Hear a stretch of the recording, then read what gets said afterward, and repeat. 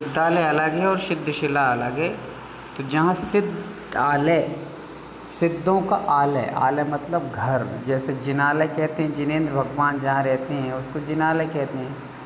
सुमंगलाई, आवाज़ आ रही है? झोंपले का। तो सिद्धालय, सिद्धों का आलय मतलब सिद्धों का जो घर है, सिद्धों का जो रहने का स्थान है उसको सिद्धालय कहते हैं। सभी लोग वीडियो ऑन रख के, मुझे पता चला है कौन कौन झपकी ले रहा है, कौन सो रहेगा, कौन सुन रहेगा, कम से कम वो पता चलेगा। सभी फटाफट वीडियो ऑन करें अपने अपने। तो सिद्धालय, सिद्धों का आलय मतलब सिद्धों का जहाँ निवास है उसको सिद्धालय कहते हैं। सिद्ध शिला, शिला मतलब पत्थर, सिद्ध शिला अलग है, सिद्धालय अलग है। हमारे यहाँ पर 5 पंचालय हैं। पंचालय मतलब जो 45 लाख योजन की चीज़ें होती वो 5 हैं। तो एक तो अपना सिद्धालय है, एक सिद्ध शिला है ना, एक अपना जम्बू भरत क्षेत्र है 45 लाख योजन का। ऐसे 5 चीज़ें हैं। तो वहाँ पर सिद्धालय कहा जाएगा। वो सिद्ध शिला अलग है और सिद्धालय अलग है। चलिए, और सिद्ध शिला में भी, सिद्धालय में भी भगवान के साथ साथ निगोदीय जीव भी हैं, ऐसी कोई दिक्कत नहीं है, बाकी कोई जीव नहीं है।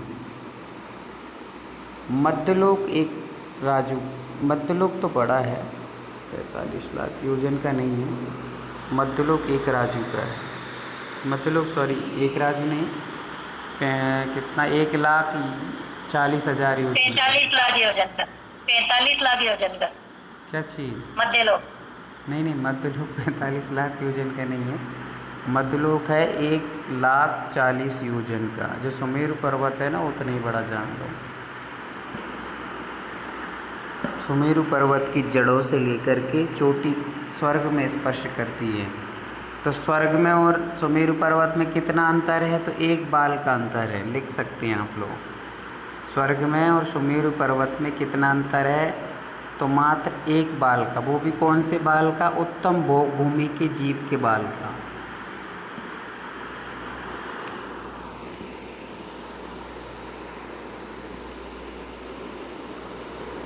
आजकल पेपर नहीं हो रहे हैं, इसलिए आप लोग थोड़े से आलस कर रहे हैं। बहुत सारे लोग अच्छे से अध्ययन नोट्स वगैरह नहीं बना रहे हैं। और अब सारी प्रतिक्रियाएं फिर से चालू की जाएंगी। सुभाष भैया थोड़ा सा एक्टिव हो जाएं, पेपर वेपर बनाएं और थोड़ा सा सहारा लें। बाकी ताकि सब लोग एक्टिव बने रहें।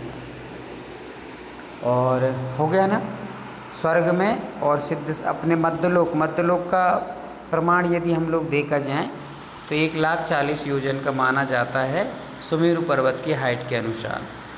और यदि हम लोग कहें कि मध्यलोक में और स्वर्ग में कितना अंतर है, तो 1 बाल का अंतर है।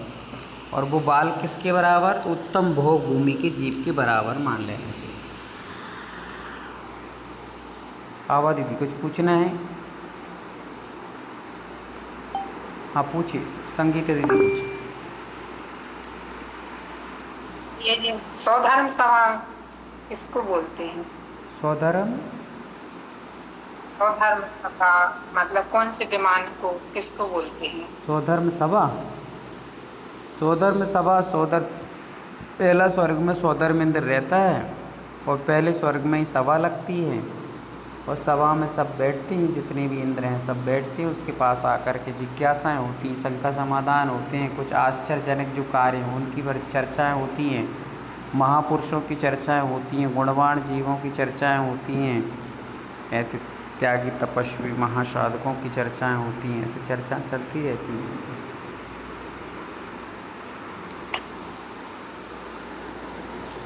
चलिए, जिनके प्रश्न होते जाएं और हैंड रेस डाउन करते जाएं, और जिनको क्वेश्चन है वे ही हैंड रेस रखेंगे।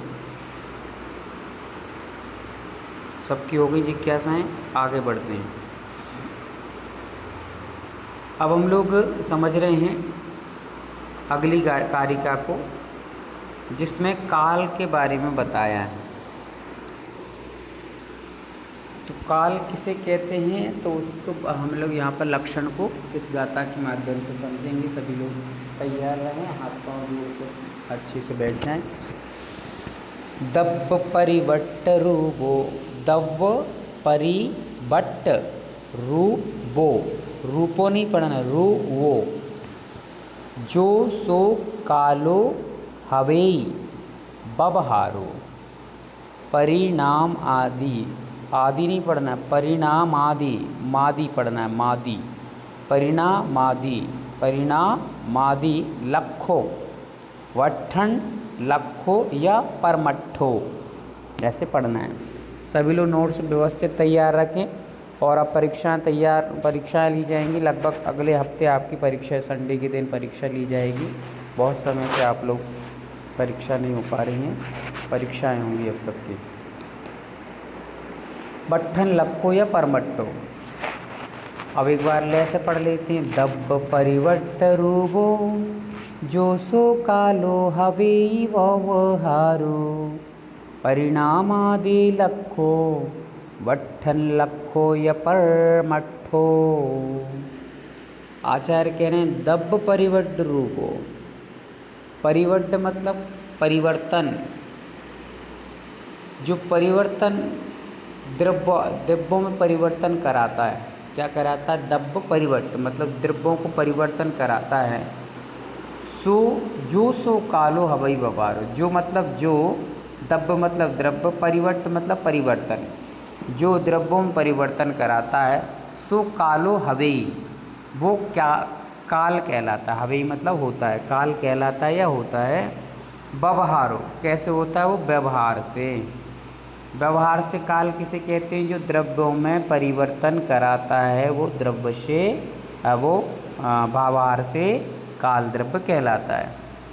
परिणाम आदि लक्खो, बट्टन लक्खो या परमट्टो, जो यहाँ पर कह रहे हैं परिणाम आदि, परिणाम आदि में, आदि जो लक्षण वाले द्रव्य हैं जिसमें निरंतर परिणामन चलता रहता है, ऐसे द्रव्य में जो परिवर्तन कराता है वो क्या है? व्यवहार से काल है।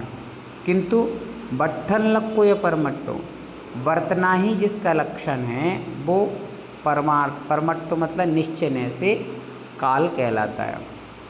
तो 1.5 लाइन में तो व्यवहार ने के लक्षण बताया है, और लास्ट की अंतिम लाइन की आधी लाइन में क्या बताया है? निश्चय से द्रव्य किसे, काल द्रव्य किसे कहती, ये बताया है। फिर से एक बार बता देता हूँ, हमें नीचे से जोड़ना है। परिणाम आदि लक्खो, परिणामन आदि जिसका लक्षण है, द्रव्य क्या करते हैं? परिणामन करते हैं। तो परिणामन आदि जिसका लक्षण है, ऐसे द्रव्यों में जो परिवर्तन कराता है, सुकालो वो काल कहलाता है। हवेई व्यवहारो वो व्यवहार से काल द्रव्य कहलाता है। बट्ठन लक्को और बर्तन लक्षण वाला जो है वो परमट्टो, परमार्थ से, परमार्थ से मतलब निश्चय से द्रव्य कहलाता है, काल द्रव्य कहलाता है। ठीक है, चलिए प्रारंभ करते हैं। तो एक दूसरे से पूछ लेते हैं अब किसे कहते हैं, या फिर भैया कल आपके जो प्रारंभ में आपके वो लेते हैं, क्या बोलते हैं, रिवीजन, उसमें पूछेंगे वो आपको सब, ये गाथा भी पूछेंगे और अर्थ भी पूछेंगे, आप लोग याद रखिए। अभी हम लोग यहाँ पर उसका अर्थ समझ लेते थोड़ा सा विस्तार से। तो यहाँ पर आप देख रहे हैं कि काल द्रव्य, जो भी द्रव्यों में परिवर्तन हो रहा है, जैसे मान के चलिए कि घड़ी है, घड़ी धीरे धीरे करके सेकंड बाई सेकंड खिसकती जा रही है, मिनट पे आ रही है, मिनट के कांटे भी खिसकते जा रहे हैं, घंटे पे आ रहे हैं, घंटे मिल कर के फिर 1 घंटे, 6 घंटे, 12 घंटे, 24 घंटे ऐसे हो रहे हैं।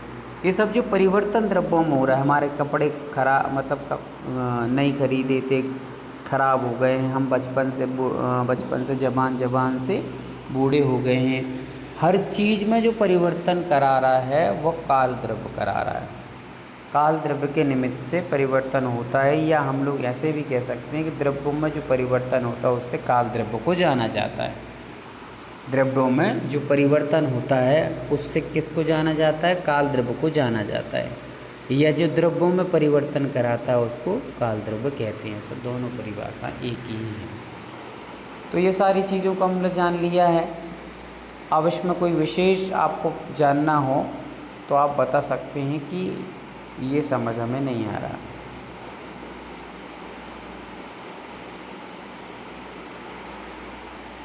वैसे घड़ी, घंटा, साल, महीने, ऋतु, अयन, ये सब जो परिवर्तन चल रहे हैं वो सब व्यवहार काल से चल रहे हैं। किससे चल रहे हैं? व्यवहार काल से।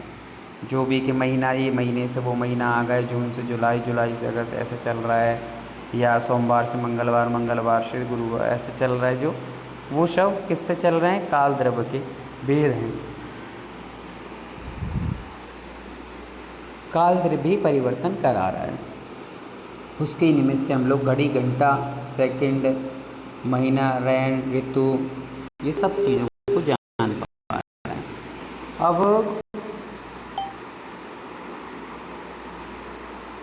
अब हम लोग जो निश्चय नय है, निश्चय नय से क्या होता है? तो निश्चय नय से हमारे अंतर में जो परिवर्तन हो रहा है, हमारे भावों में परिवर्तन हो रहा है। ये तो हमने जो घड़ी, घंटा, सेकंड काटा है, ये तो क्या हो गया? बाहर चीज़ें हो गई। तो बाहर में जो परिवर्तन हो रहा है उसको हमने कह दिया, उसको हमने व्यवहार काल कह दिया।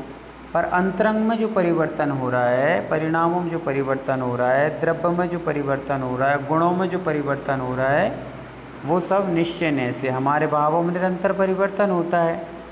अभी आप बैठे हैं, सुन रहे हैं अच्छे खासे से, अभी क्लास पूरे होते ही कोई मायके फ़ोन लगाएगा, कोई ससुराल फ़ोन लगाएगा। जो मायके है वो मायके ससुराल में है वो मायके लगाएगा, घंटे भर तक फिर चिचड़ पिचड़ होती रहेगी, है ना। ऐसे करके यहाँ वहाँ जहाँ तहाँ लगा करके फिर चर्चाएं चलेंगी। तो ये जो भावों में परिवर्तन आ गया, उसको ही हम लोग यहाँ पर निश्चय काल समझ सकते हैं। अथवा जो शुद्ध द्रव्यों में परिवर्तन चल रहा है, उसको भी हम लोग यहाँ पर निश्चय काल समझ सकते हैं।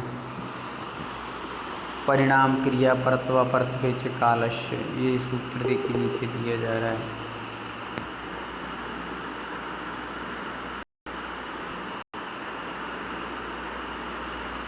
तो यहाँ पे अपन ने संक्षिप्त में काल के बारे में समझ लिया है, और कोई विशेष समझना हो इतना पर्याप्त है। वहाँ की जितना आपने समझ लिया उतना पर्याप्त हो गया है कि घड़ी, घंटा आदि जो दिन रात हो रहे हैं, घड़ी, घंटा है, आयन, ऋतु आदि हैं, ये सब व्यवहार काल हैं।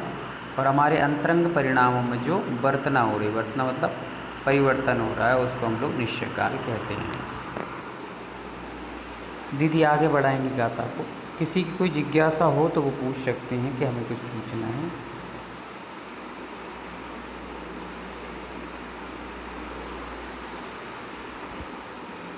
हाँ पूछिए, आवा दीदी कुछ पूछना है क्या आपको? भैया जी, क्रिया परत्व ये मतलब क्या है? परत्वा परत्वे च कालस्य, परत्वा परत्वे च कालस्य, एक दूसरे के परत्वा परत्वे च कालस्य, इसका अर्थ पूछ रहे हैं आप। एक के होने पर एक नहीं होता है और एक के ना होने पर एक होता है, ऐसा करके यहाँ पर उसका थोड़ा विशेष अर्थ है। बाकी अर्थ बहुत अच्छा है, आप तत्वार्थ सूत्र के समय में जब पढ़ेंगे ना तो बहुत अच्छे से इस चीज़ को समझाया जाएगा। और बाकी के आपको विशेष जानना है तो अपन लोग अगली क्लास में बैठ के समझ लेंगे। लोयायास पदेशी अपन लोग अगली गाथा पढ़ेंगे, और उसमें बताया जा रहा है काल द्रव्य के प्रदेशों के बारे में कि कितने प्रदेश हैं काल द्रव्य में। तो उन प्रदेशों को बता रहे हैं यहाँ पर। लोया यास पदेशे इक्के, यदि किसी को गाथा पढ़ने हो तो आप नहीं आ रही हो तो पूछ भी सकते हैं कि हमें ये समझ नहीं आ रहा, तो आप पूछ सकते हैं। बाकी कल आपका रिवीजन भैया लोग लेंगे, दीदी भैया। लोया यास पदेशे, लोया यास पदेशे इक्के, कितनी बार हैं? इक्के, जेठियाहु इक्का, नाणम, नानम ने राणम, राशि में ते कालाणु असंक दब्बानी। तो लोकाकाश प्रदेश है, जो लोकाकाश है उसके प्रदेश एक एक कैसे एक अलग अलग जेठियाओ इक्का, रैणानम, जैसे प्रदेश हैं, लोकाकाश के प्रदेश हैं एक एक अलग अलग, उन पर ही एक एक कालाणु क्या किया है, बैठा हुआ है। ठिया मतलब बैठा हुआ है। लोक के एक एक प्रदेश पर एक एक कालाणु क्या कर रहा है, बैठा हुआ है। रैणानम राशि में कैसे बैठा है, जैसे रत्नों की राशि कहीं पर आप रख दो एक साथ इकट्ठी तो वो रत्नों की राशि एक साथ रखी रहती है, वैसे ही ये रत्नों की राशि के समान लोकाकाश में एक एक प्रदेश पर एक एक लोकाकाश बैठा हुआ है। ते कालाणु असंख्य दब्बानी, इस प्रकार से वे कालाणु कितने हैं, असंख्य दब्बानी, असंख्य हैं। काल के अणु कितने हैं, असंख्य हैं, एक दो नहीं है। असंख्यात प्रदेश ही अपना लोकाकाश है, तो हर एक प्रदेश पर एक एक काल द्रव्य बैठा है, इसलिए वो भी लोकाकाश के समान असंख्यात प्रदेशी कहलाता है। समझ में आई कि नहीं आई? हैंड रेस नीचे, आवाज़ नीचे कर लीजिए, यदि आपको पूछना हो कुछ तो कर लीजिए, जिन जिन को पूछना हो वो कर लें। हाँ सुमन दीदी पूछिए।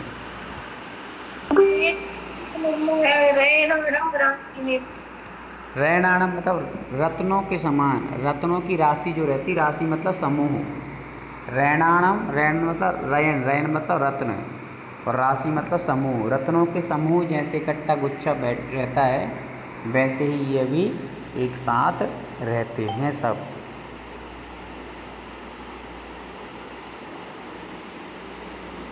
हाँ पूछिए सुमंगलाई। प्रदेश कैसे होते हो? क्या प्रदेश कैसे होते हैं? प्रदेश कैसे होते हैं, कौन सा प्रदेश बताएं, भारत उत्तर प्रदेश या मध्य प्रदेश या फिर कौन सा प्रदेश चाहिए? नहीं, तो काल के प्रदेश असंख्यात प्रदेश होते हैं ना, वो प्रदेश कैसे होते हैं? वो प्रदेश देखने लायक नहीं होते। जब मुझे केवल ज्ञान हो जाएगा तो मैं आपको दिखा दूंगा कि ऐसे होते हैं, बाकी तो कैसे होते हैं ये तो भगवान ही बताएंगे कि कैसे होते हैं। मुझे भी अभी तक भगवान ने सपने में बताया ही नहीं कैसे होते हैं। आज कहीं देखता हूँ, कॉल नंबर कहीं से खोजता हूँ, मिलेगा कोई गूगल पे तो नंबर लगा के पूछूंगा कि कैसा होता है प्रदेश। प्रदेश को ही पता है नहीं कि प्रदेश कैसा होता है, उसको अपन जान नहीं सकते हैं प्रदेश कैसा होता है। बिल्कुल बिल्कुल, बहुत जल्दी बना दीजिए आप मुझे केवल ज्ञानी, बाकी सब समोसन में आइए, स्वागत है। मैं अभी से आपको इनविटेशन कार्ड भेज दे रहा हूँ। सब पधारें, सबकी भोजन पानी की व्यवस्था निःशुल्क रखी जाएगी। झोला ओला लेकर के और सब पहुँचें वहाँ पर, जो भी भारी सामान ले जा सकें उतना ले करके वहाँ से आ भी सकते हैं। चलिए, तो अपना हो गया आज का ये विषय कि लोकाकाश कैसा है, तो रत्नों की राशि के समान।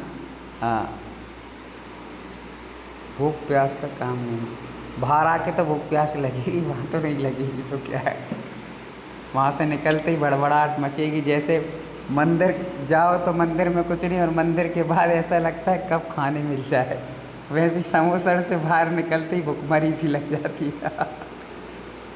चलिए, और कोई पूछना चाहेंगे, कोई जिज्ञासा हो किसी की, अन्यथा अपन इस चीज़ को थोड़ा सा और आगे ले चलेंगे। रत्नों की राशि, हाँ पूछिए। हाँ रश्मि दीदी। भैया रत्नों की राशि फैली हुई बताई है, तो किस मतलब कैसे ली जाए इसको कि प्रदेश पर असंख्यात प्रदेश पर फैली हुई है?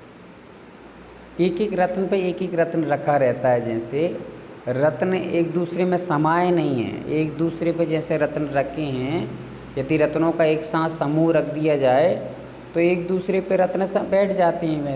वैसे ही एक एक प्रदेश पे एक एक काल का प्रदेश अणु बैठा हुआ है। अणु का अर्थ भी प्रदेश ही है, ऐसा नहीं लगाना कि अणु कुछ चीज़ होती हो। अणु का अर्थ क्या है, प्रदेश ही। तो लोक के एक एक प्रदेश पर एक एक काल का प्रदेश बैठा है। अणु कोई अलग से चीज़ नहीं है कि अणु हम लोग ये समझें कि अणु कोई अलग होता होगा, प्रदेश अलग होता होगा।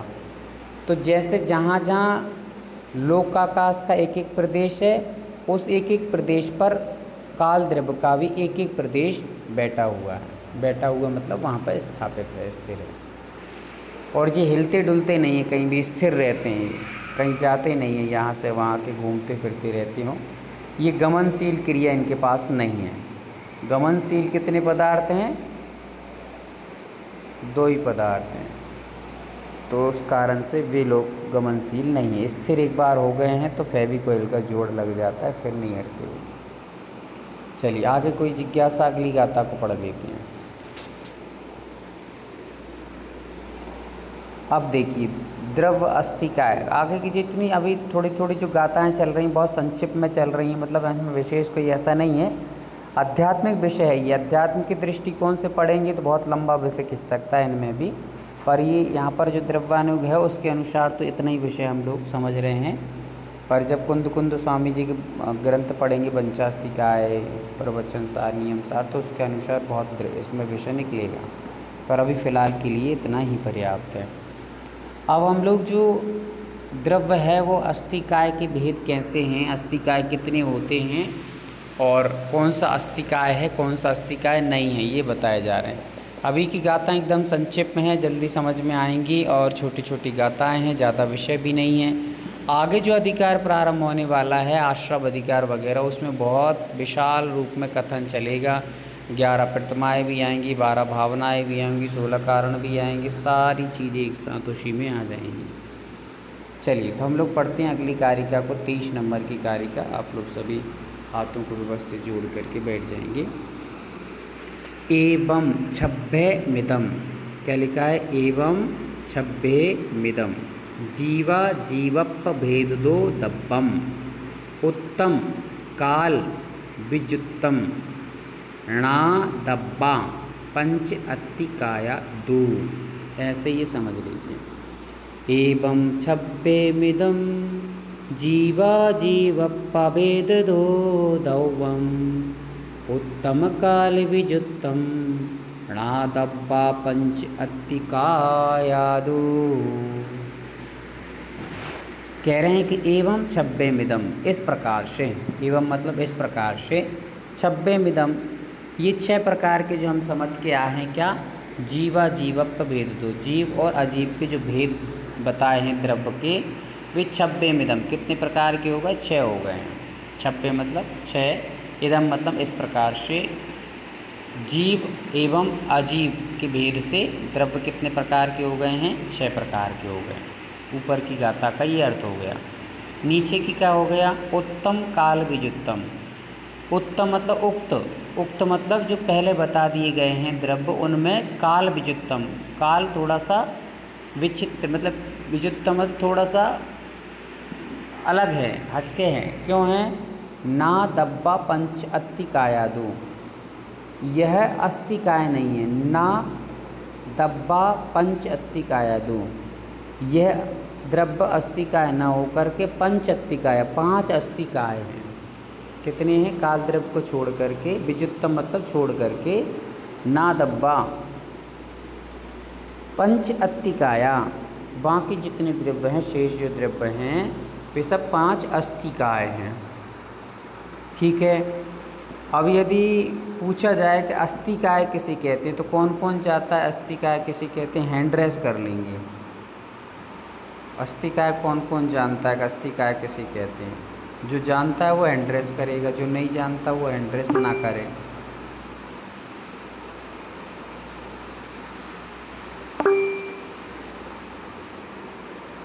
बस 2-3 लोग ही जानते हैं अस्थिकाय किसे कहते हैं।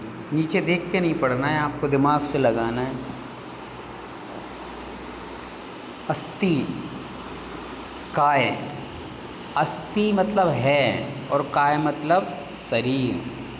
जिन जिन द्रव्यों के पास शरीर है, शरीर मतलब शरीर के अर्थ यहाँ पर चरम शरीर, जैसा अपना जैसा शरीर नहीं, शरीर का अर्थ वहाँ पर जो बहुत प्रदेश वाले हैं।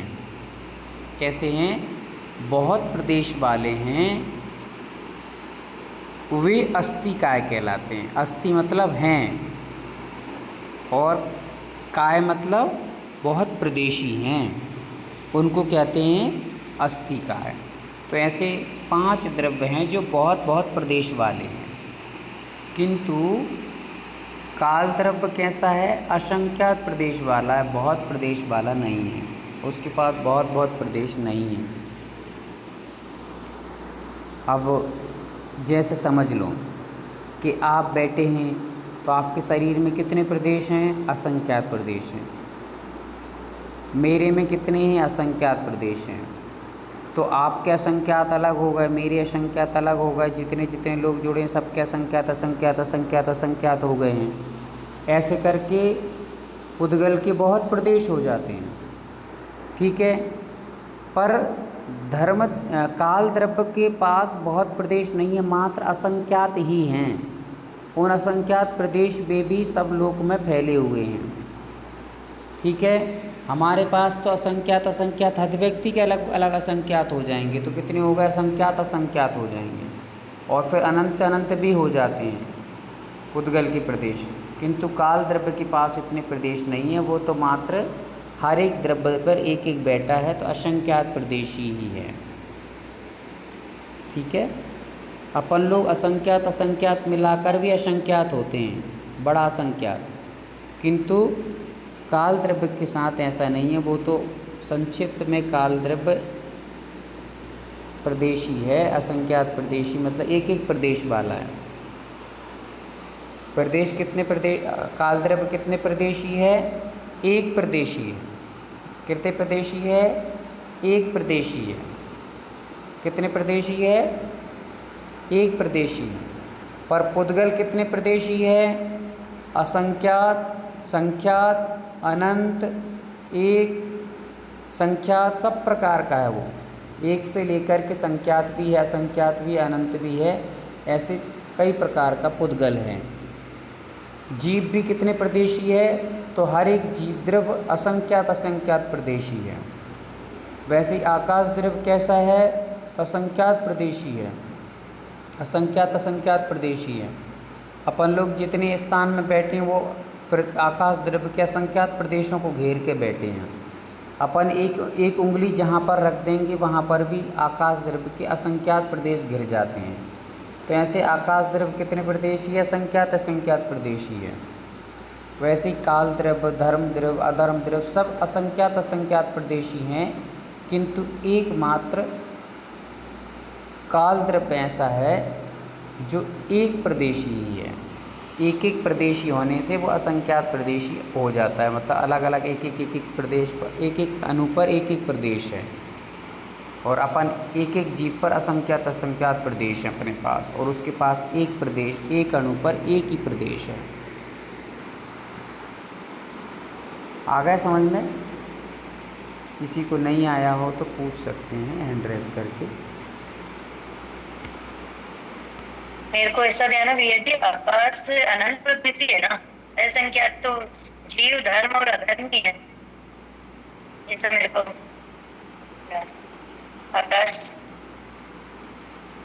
आकाश द्रव्य का ऐसा है दीदी कि आकाश द्रव्य को यदि हम लोग लोकाकाश लेते हैं तो लोकाकाश असंख्यात प्रदेशी है और अलोकाकाश अनंत प्रदेशी है।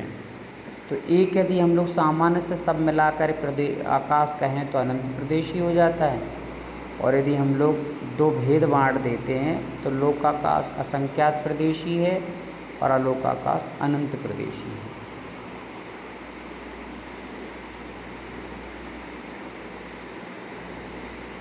चलिए और कुछ जिज्ञासाओं का समाधान। भैया जी, तो काल द्रव्य एक प्रदेशी होते हैं कि असंख्यात प्रदेशी होते हैं?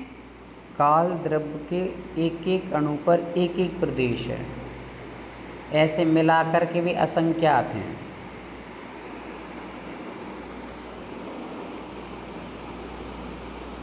कालाणु कितने हैं? असंख्यात हैं, पर एक एक अणु का कितने प्रदेश हैं? तो एक एक अणु पर एक एक प्रदेश है। और हम लोग भी कितने हैं?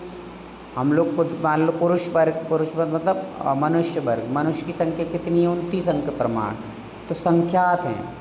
फिर भी संख्यात होने के बाद भी एक एक मनुष्य के पास असंख्यात असंख्यात प्रदेश हैं। एक एक व्यक्ति के पास, एक एक मनुष्य के पास कितने प्रदेश हैं? असंख्यात असंख्यात प्रदेश हैं, पर ऐसा काल द्रव्य के साथ नहीं। काल द्रव्य के साथ तो एक काल द्रव्य पर एक ही प्रदेश बैठा है, ज़्यादा नहीं है उसके पास। समझ में आया? चलें आगे। चलो, जल्दी जल्दी समझ में आ रहा है, बहुत बढ़िया है, अब सब समझदार हो गए हैं।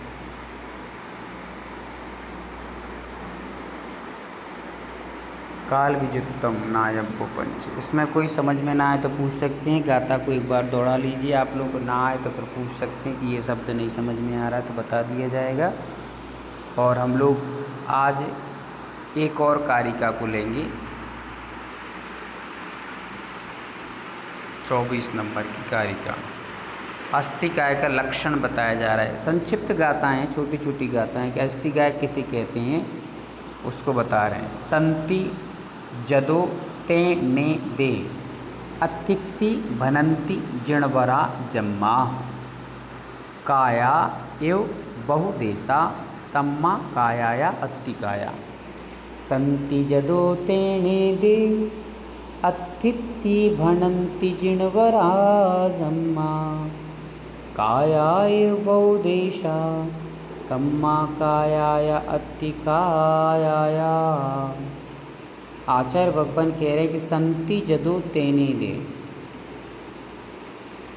अतिथि भनंति जिनबरा जम्मा, जिसके पास संति मतलब होता है, जदो मतलब जैसे, तेने दे मतलब अतिथि, काया ए बहुदेशा, काया के समान जो बहुप्रदेशा होता है। काया एव मतलब समान, काया के समान जो बहुदेश बहुप्रदेश वाला होता है। तम्मा काया, उस काया को अत्तिकाया, अत्तिकाय कहते हैं। नीचे वाली लाइन में ही अत्तिकाय की परिभाषा बताई गई है, ऊपर वाली लाइन में तो उन्होंने सामान्य से बताया है कि अस्तिकाय भगवान ने किसे कहा है। तो जदो, जदो मतलब क्योंकि, एदे तेन एदे, तो इसमें एदे का अर्थ होता है पूर्वोक्त, क्योंकि पूर्वोक्त संति जो जीवादि द्रव्य विद्वान हैं, तेन इसलिए जिनवरा, जिनवर भगवान ने अतिथि इनको अस्ति ऐसा कहा। भनंती मतलब तम्मा, भनंती मतलब कहा है। या और तम्मा, तम्मा मतलब क्योंकि, जम्मा, ये काया एव, काया के समान, काया एव मतलब काया एव का अर्थ होता है समान, तो काया के समान बहुदेशा जो बहुप्रदेश वाला है। तम्मा काया, उस काया को अत्तिकाया कहते हैं। काया के समान, काय किसे कहते हैं अपन लोग पढ़ के आए थे ना पहले, योग जो अपन ने क्या पढ़े थे 24 टाणा, उस समय पढ़ा था काय किसे कहते हैं, कौन बताएगा? चलिए इसकी रिवीजन हो जाएगा कम से कम। बहुत बढ़िया। पल्लवी दीदी बताइए। पुद्गल के परमाणु जब ग्रहण करते, एकत्रित होते हैं, उसको काय कहते हैं। अच्छा बताया, थोड़ा सा उसको शब्दों में और अच्छे से आ जाएगा, कोई दिक्कत नहीं। चलिए रतन दीदी बताइए। पुद्गल के समूह को काय कहते हैं? बहुत अच्छा, पुद्गल के समूह को काय कहते हैं। तो वैसे ही काय जैसे बहुत समूह वाली होती है, वैसे ही यहाँ पर भी जो बहुत समूह वाली होती हैं वे सब अस्तिकाय कहलाते हैं। ठीक है, ऐसा इसका मात्र अर्थ था, इतना ही अर्थ है इसमें, बाकी विशेष ज़्यादा कुछ अर्थ नहीं है। इस प्रकार से 4 गाथाओं में हम लोगों ने काल द्रव्य को समझ लिया और अस्तिकाय क्या होते हैं, कैसे होते हैं, इसको समझ लिया है। जिनवरा जम्मा, जिसमें बहुत प्रदेश होते हैं, उस काय को अस्तिकाय कहते हैं, ऐसा हमें जान लेना चाहिए। बहुत अधिक भटकने की आवश्यकता नहीं। कोई भी पूछे कि अस्तिकाय किसे कहते हैं, तो जो काय के समान बहुत प्रदेशी होता है उसको अस्तिकाय कहते हैं। किसी कोई जिज्ञासा हो तो पूछ ले, अन्यथा अपना अगला एक और गाथा को पढ़ेंगे अपन।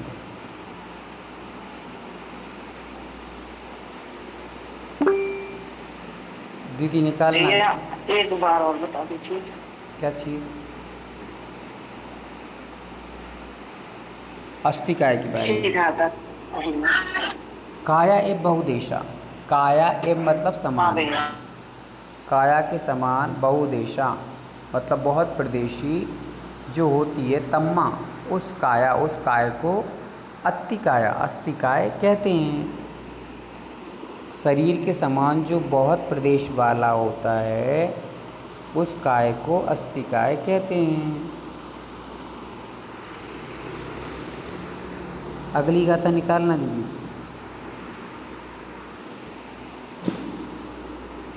देखिए 25वें नंबर की कारिका में अब कौन कौन से द्रव्य में कितने कितने प्रदेश पाए जाते हैं ये बताया जा रहा है।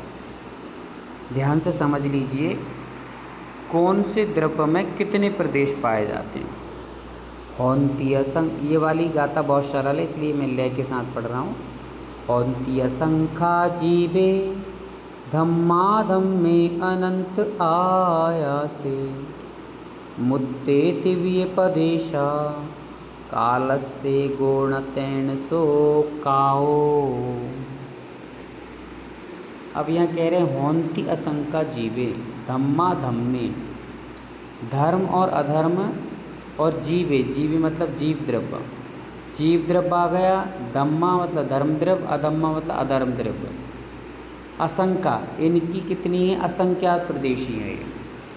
जीव धर्म और अधर्म में से 3 प्रदेश असंख्यात प्रदेशी हैं। अनंत आयासी, और आकाश कितना प्रदेशी है? तो अनंत प्रदेशी है। ठीक है, यहाँ पर आ गए अनंत प्रदेशी, सामान्य से बता दिया गया। इसमें कौन सा द्रव्य रह गया? पुद्गल रह गया। ठीक है ना। पुद्गल द्रव्य को भी पुद्गल प्रदेश के थोड़े से अलग भेद हैं, वो बता दिए जाएंगे आपको। तो यहाँ पर हौंती, हौंती मतलब होता है, असंख्य मतलब असंख्यात प्रदेशी कौन कौन होता है? तो जीव, पहला जीव होता है, धम्मा मतलब धर्म द्रव्य और अधम्मा अधर्म द्रव्य, ये असंख्यात प्रदेशी होते हैं। फिर अनंत आयासे, और आकाश कितने प्रदेशी है? तो अनंत प्रदेशी है। मुत्ते तिव्य पदेशा, मुत्ते तिव्य पदेशा, मुत्ते का अर्थ यहाँ पर लेना है पुद्गल द्रव्य। पुद्गल द्रव्य क्यों नहीं लिखा? क्योंकि यहाँ पर अक्षर बढ़ जाती, गाथा बड़ी हो जाती और भंग हो जाती, इसलिए उन्होंने मुत्ते, मुत्ते मतलब मूर्तिक, मूर्तिक कौन सा द्रव्य है? तो पुद्गल है। तिव्य पदेशा, वो 3 प्रकार के प्रदेश हैं उसके। कितने प्रकार के? 3 प्रकार के हैं। तो वो 3 प्रकार यहाँ पर लिखे नहीं गए हैं, वो 3 प्रकार अपन ऐसे समझ सकते हैं, संख्यात, असंख्यात और अनंत। पुद्गल कितनी प्रदेशी है? तो संख्यात प्रदेशी भी है, असंख्यात प्रदेशी भी है और अनंत प्रदेशी भी है। ऐसे 3 प्रकार का है। कालस्य गुणतेन सोकाओ, काल द्रव्य एक ही प्रदेशी है। कालस एगो, एगो मतलब एक प्रदेशी। न तेन सोकाओ, इसलिए वो काओ, काओ मतलब अस्तिकाय नहीं कहा गया। ना मतलब नहीं, तेन यानी उसे, उसे मतलब काल द्रव्य को, सो काओ काय नहीं कहा गया, अस्तिकाय नहीं कहा गया। इसमें 3 चीज़ें बताई हैं। एक तो जीवों द्रव्यों के प्रदेश बता दिए गए, फिर काल द्रव्य कैसा है, अस्तिकाय है तो अस्तिकाय किसे कहते हैं ये भी उन्होंने बता दिया है कि कालस्येगो तेन सोकाओ, काल एगो मतलब एक प्रदेशी होता है, ऐसा उन्होंने बता दिया। चलिए आज के लिए इतनी गाथाएँ पर्याप्त हो जाती हैं। किसी को जिज्ञासा हो तो पूछ सकते हैं, अन्यथा आज के लिए इतना पर्याप्त है।